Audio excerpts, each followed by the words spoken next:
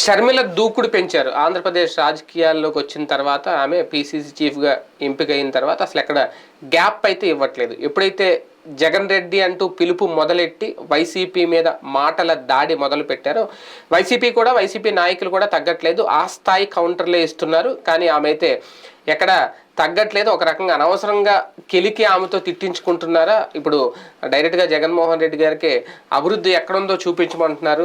Place నువ్వు చెప్తావా లేదంటే నన్ను చెప్పమంటావా, టైం నువ్వు చెప్తావా నన్ను చెప్పమంటావా అంటూ బాలకృష్ణ డైలాగులు కూడా వినిపిస్తున్నారు. ఇవన్నీ రెచ్చగొడుతున్నారా వైసీపీని, లేదంటే వైసీపీయే రెచ్చగడితే ఆమె రెచ్చిపోతున్నారు? ఇది ఎంతవరకు వెళ్ళే అవకాశం ఉంటుంది? ఇది అంశం మీద చర్చించే ప్రయత్నం చేద్దాం. ఒక రకంగా అన్నకు స్వీట్ వార్నింగ్ ఇస్తున్నారా షర్మిల గారు? అంటే తన స్థాయి ఏంటో చూపించుకోవడం. ఒక రకంగా చూసుకుంటే నేను అబ్జర్వ్ చేసింది, తెలంగాణలో అంత హడావుడి చేసినా ఈమె ఈ 2 రోజుల్లో వచ్చిన ప్రచారం అయితే అక్కడ కనిపించలేదు. ఇప్పుడు మాత్రం మీకు ఎంత ప్రచారం వచ్చిందంటే నిజంగా మనమే వరుసగా రోజుకో డిబేట్ పెడుతున్నామంటే అర్థం చేసుకోండి. ఏంటి ఇదంతా ఆమె లక్ అనుకోవాలా, జగన్మోహన్ రెడ్డి గారికి అదే లాస్ అనుకోవాలి?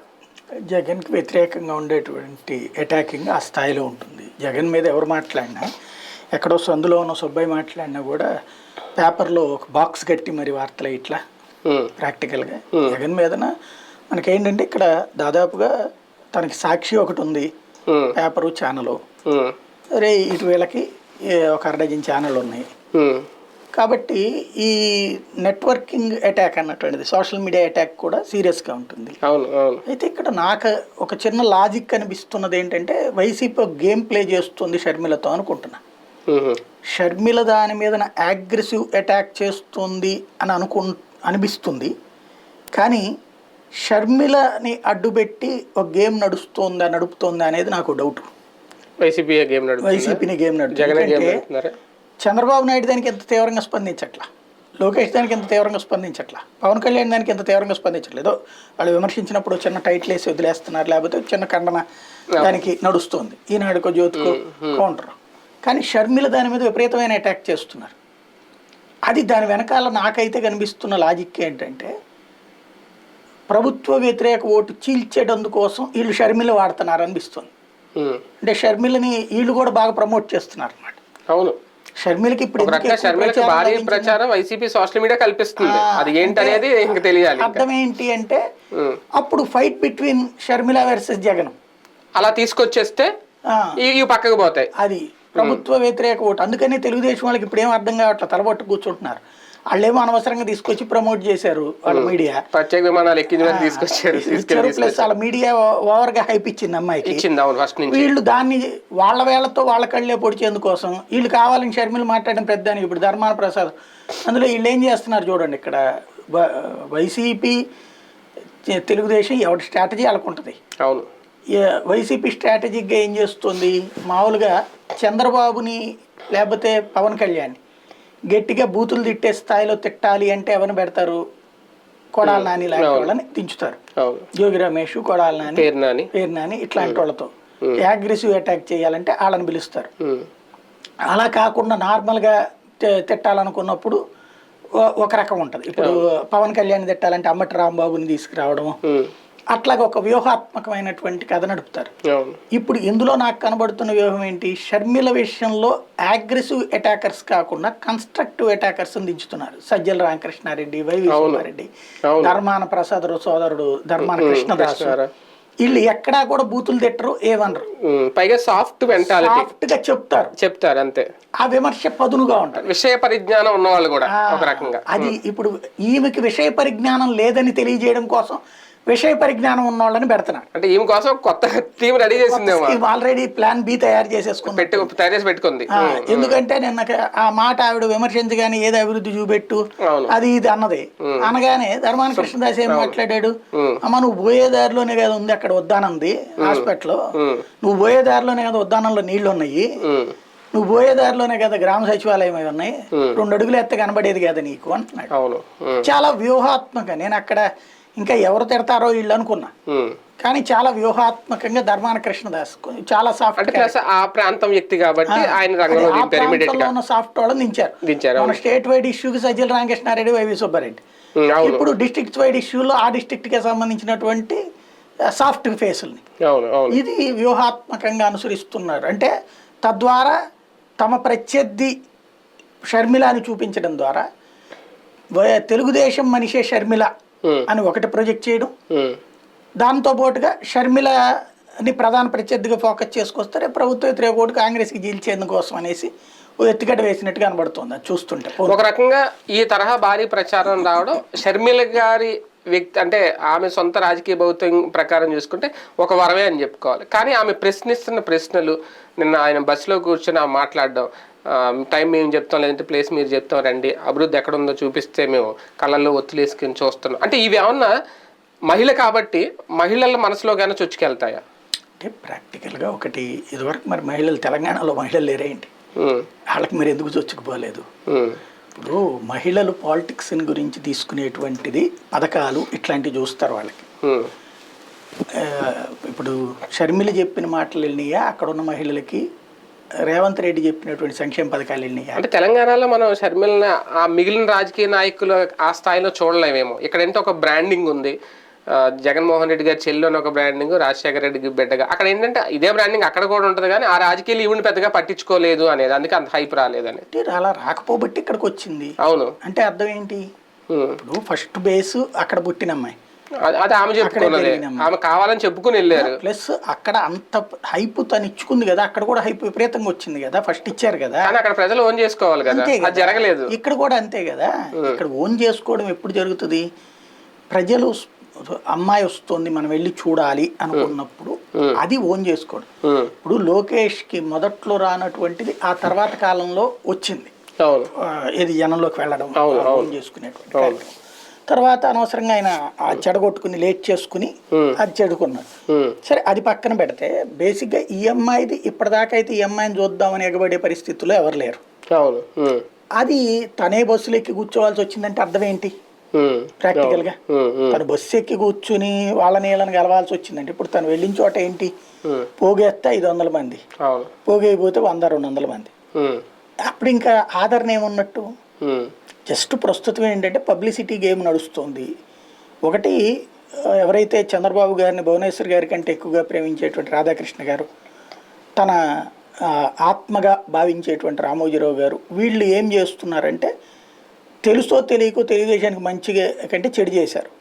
ఏంటది? షర్మిలకి హైప్ ఇచ్చి తెలుగుదేశం ఓట్లు రేపు చేయడానికి తెలుగుదేశానికి పడాలి. తెలుగుదేశం పాపం చంద్రబాబు గారు ఏం కష్టపడి నానా పాటలు పడి పవన్ కళ్యాణ్ బతిని అడిగి తెచ్చుకుని, బీజేపీ వాళ్ళని బతిని అడిగి తెచ్చుకుని ప్రభుత్వ వ్యతిరేక ఓటు చీలనివ్వకుండా చేసుకుందాం మొర్రు అని ఆయన కష్టపడుతుంటే, వీళ్ళేంటి చంద్రబాబుకి ఫేవర్ చేస్తున్నాం అనుకుని ఇంకొక మనిషిని తెచ్చి కూర్చోబెట్టారు. ఇప్పుడు ఏమవుతుంది? బాబుకి వ్యతిరేక, జగన్కి వ్యతిరేక ఓటు బాబుకి వెళ్లాల్సిందని అటు పక్కకి టర్న్ చేయడం అవట్లా ప్రాక్టికల్ గా. వైసీపీ ఫైటింగ్ కి రెడీ అవుతుంది ఆల్రెడీ. షర్మిల గారి మాట కౌంటర్ ఇస్తుందంటే వైసీపీ బిట్వీన్ కాంగ్రెస్ అన్నట్టుగా చూస్తుందా? వైసీపీ వర్సెస్ షర్మిల అన్నట్టుగా చూస్తుందా? అంటే ఆన్సర్ షర్మిలకి చెయ్యాలి అని అనుకుంటుంది. ఎందుకంటే ఇప్పుడు చంద్రబాబు నాయుడు ఎంత చెప్పినా పెద్దగా జనంలోకి వెళ్ళదు.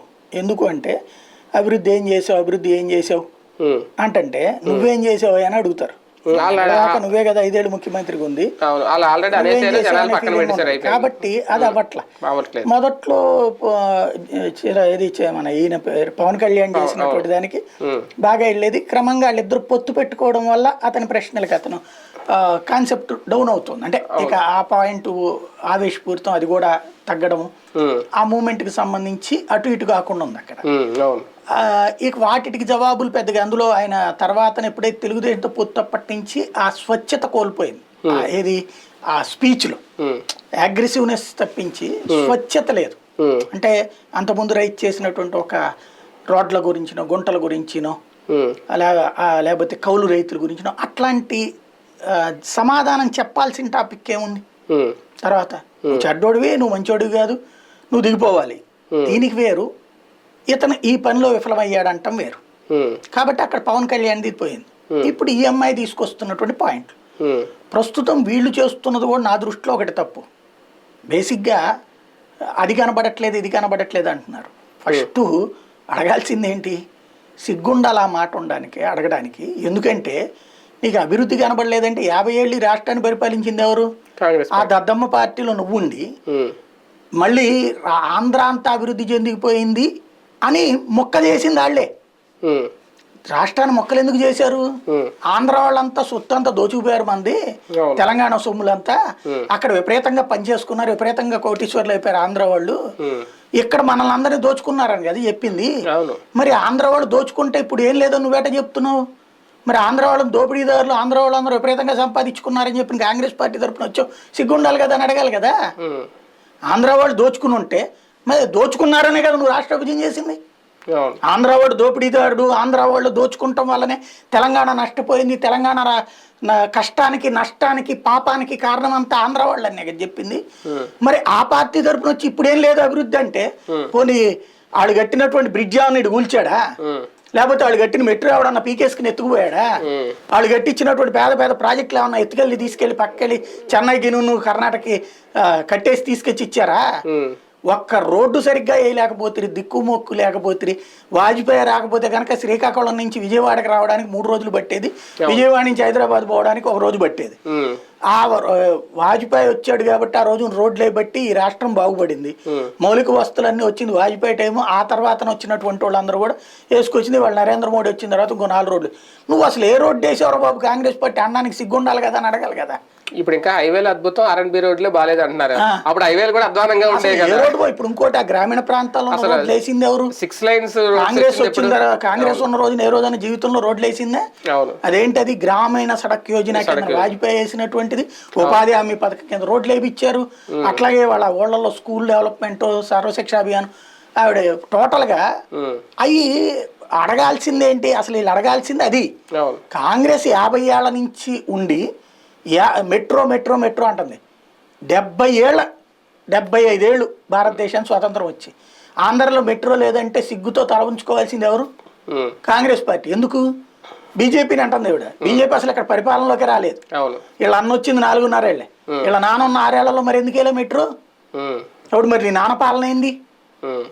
హైదరాబాద్ మెట్రో అప్పుడు కూడా నాన్నప్పుడు రాలేదే, ప్రారంభమైంది పనులు పూర్తి చేసింది ఎవరు? కేసీఆర్. మరి అంటే కాంగ్రెస్ హయాంలో ఏం కట్టారని మెట్రో? ఇప్పుడు మెట్రో మెట్రో మెట్రో అని గొంతు చించుకుంటున్నటువంటి ఆవిడ కాంగ్రెస్ హయాంలో మెట్రో ఎందుకు రాలేదు? ఇప్పుడు ఆ వచ్చిన మెట్రోకి పక్కన ఇంకో రోడ్డు వేస్తామంటున్నారు వీళ్ళు తెలంగాణలో కూడా. నెంబర్ 1. రెండవది మౌలిక వసతుల కల్పన ఒక పెద్దది ఏమీ లేదంటే మరి దానికి సిగ్గుపడాల్సింది ఎవరు? కాంగ్రెస్ పార్టీ కదా. షర్మిలను ఇండివిజువల్ గా చేయడం మానేసి కాంగ్రెస్ నిలదీయాలి. నువ్వు కాంగ్రెస్ నాయకురాలు కదా, సిగ్గుందా చెప్పు, ఎందుకు ప్రాజెక్టు కట్టలేదు అక్కడ? మొలపాడు ఎందుకు కట్టలేదు? లేకపోతే కనుక దుగ్గరాజపట్నం ఏమని చెప్పావు? ఏమని రాసావు? ఫీజిబిలిటీ అని ఎవడు రాయమన్నాడు? రైల్వే జోన్ ఫీజిబిలిటీ అని ఎవడు రాసి ఇచ్చాడు? ఎందుకు కట్టలేదు? 2004వ సంవత్సరంలో రాష్ట్రాన్ని విభజిస్తానన్న దానివి అన్న కాంగ్రెస్ పార్టీ ఎందుకు ఆంధ్రప్రదేశ్లో రాజధాని కట్టించలేకపోయింది? ఎందుకు రైల్వే జోన్ ఇవ్వలేకపోయింది? ఎందుకు 2004 నుంచి 2014లో పోలవరం కట్టివ్వలేదు? కాంగ్రెస్ పార్టీ సిగ్గుతో తల వంచుకుని చేయాల్సిన పనులు ఆ కాంగ్రెస్ పార్టీ ఫెయిల్ అయిన కాంగ్రెస్ ఈ రాష్ట్రాన్ని అడ్డకోలుగా మొక్కలు చేసి, అదేమంటే ఆంధ్ర వాడు దోచేసుకున్నాడు, ఆంధ్రాకి ఎంత వచ్చింది అంత వచ్చింది, వీళ్ళందరూ దోపిడీ వల్లనే తెలంగాణ నష్టపోయిందని చెప్పి ఇక్కడ మరి ఆ దోచుకున్న డబ్బులన్నీ ఏమైపోయినాయి ఇక్కడ రాష్ట్రంలో? ఎందుకని రాష్ట్రం ఎట్లా ఉండిపోయింది? ఎందుకు రాయలసీమ అట్లాగే తగలడింది? ఎందుకు ఉత్తరాంధ్ర అట్లాగే తగలడింది? ఇన్నేళ్ల వైఫల్యం ఎవరిది? 50 ఏళ్ళు పరిపాలించింది ఈ కాంగ్రెస్ పార్టీ, 20 ఏళ్ళు పరిపాలించింది తెలుగుదేశం పార్టీ. వీళ్ళిద్దరూ అభివృద్ధి గురించి మాట్లాడితే ఎట్లుంటది? ఆ మొక్క మాట్లాడడం ఇలా రావట్లేదు, ఇలా సరైనటువంటి గ్రౌండ్ లేదు. డెవలప్మెంట్ అనే ఆస్పెక్ట్ తీసుకున్న షర్మిల ఎంతవరకు ఆంధ్రప్రదేశ్ రాజకీయాల్లో ఒక అటెన్షన్ సీకర్ అవుతున్నారు? రెగ్యులర్ గా అటెన్షన్ సీకర్ అవుతుంది. ఎందుకంటే పబ్లిసిటీ పరంగా కొంతకాలం పాటు అంటే రెడ్ వచ్చా మొదలెట్టి అంటారు కదా, మళ్ళీ కొత్తగా ఇప్పుడు చంద్రబాబుది అయిపోయింది, లోకేష్ అయిపోయింది, పవన్ కళ్యాణ్ అయిపోయింది, కొత్త ఫేసు. ఆ మధ్యన పురంధేశ్వరి కొన్ని రోజుల పాటు. వాస్తవంగా జగన్ కి యాంటీగా మాట్లాడే వాళ్ళకి ఫోకస్ ఉంటది, అది కొన్ని రోజుల పాటు ట్రెండింగ్ నడుస్తుంది. తర్వాత మళ్ళీ బోరు కొట్టినప్పుడు ఇది. ప్రస్తుతానికి ట్రెండింగ్ లో ఈవిడ ఉంటది. కాంగ్రెస్ మాజీ సీనియర్లు అప్పుడు నిన్న కొంతాల రామకృష్ణన్ కలిశారు వెళ్ళు అనేది, రాజశేఖర రెడ్డి గారి హయాంలో దగ్గరగా ఉన్నవాళ్ళు లేదంటే కాంగ్రెస్ లో పని ఎంతవరకు షర్మిలను చూసి ఇప్పుడు వచ్చే అవకాశం ఉంది? అదైతే ఈ పాటికి పరిగెత్తుకు రావాలి కదా. ఏం పరిగెత్తుకు వెళ్తున్నారు కదా వాళ్ళ దగ్గరికి. అంతే ఉంటది. కొనతాల రామకృష్ణ ఆల్రెడీ టీడీపీతో అడిగిపోతున్నాడు, జనసేనకు టీడీపీకు వెళ్తున్నట్టున్నాడు.